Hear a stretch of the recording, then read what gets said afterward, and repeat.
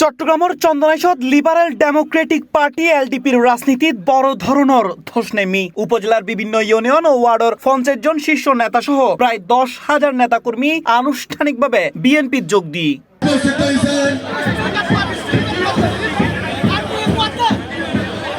শুক্রবার বিয়েলে Chandaneswar বাগিচাহাটস্থ Mecca petrol pump সংলগ্ন মাঠত এক বিশাল যোগদান অনুষ্ঠানের আয়োজন করয় যারা এলডিপি সারিয়া ইন্নে বিশাল এই নেতাকর্মীর বহরে ফুলুর মালা দিয়ে বরণ করিলয় চন্দনাই সাতকানি আংশিক আসনের সংসদ সদস্য জসিমউদ্দিন আহমেদ এ সময় প্রধান অতিথির বক্তব্যে আলহাজ জসিমউদ্দিন হয় ইনশাআল্লাহ আগামীতে 80 থেকে 90% এই চট্টগ্রাম 14 চন্দনাই আংশিক সাতকানিয়ার আপাময় জনসাধারণ মা বোনরা সবাই বাংলাদেশ জাতীয়তাবাদী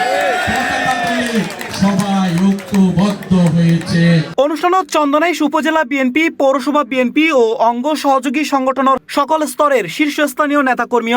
উপস্থিত আছিল।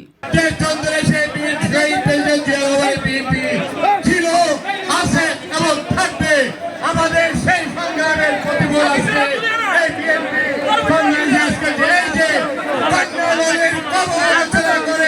এ সময় যোগদানকারী নেতালে জানাই এলটিপির বর্তমান রাজনৈতিক কার্যক্রমত নিষ্ক্রিয়তা এবং মাঠ পর্যায়ের কর্মীলর অবমূল্যায়নের হারণে তারা দল ত্যাগ করগি এখন উত্তম তারা সংসদ সদস্য জসিমউদ্দিন আহমদর হাতুরে শক্তিশালী করি বেললাই এবং বিএনপির হাত ধরি চন্দনেশ্বর সাধারণ মানুষের কল্যাণে ঐক্যবদ্ধভাবে হাজ করিব।